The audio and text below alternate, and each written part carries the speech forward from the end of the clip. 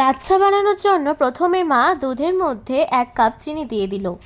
2 litre দুধকে এলাচ দিয়ে ভালো করে ফুটিয়ে ফুটিয়ে ঘন করে 500-তে আনলে লাচ্ছাটা খেতে একটু বেশি টেস্টি হবে। মা লাচ্ছার প্যাকেটটাকে কেটে নিচ্ছে।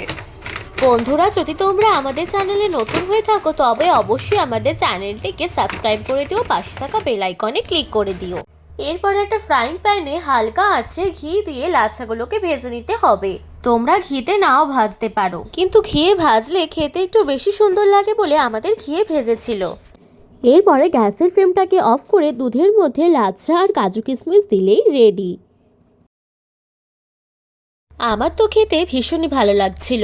তোমাদের ভিডিওটি কেমন লাগলো তা অবশ্যই কমেন্টে জানিও, কিন্তু ভালো লাগলে অবশ্যই একটি লাইক দিয়ে দিও আর বন্ধুদের সাথে প্রচুর প্রচুর শেয়ার করো।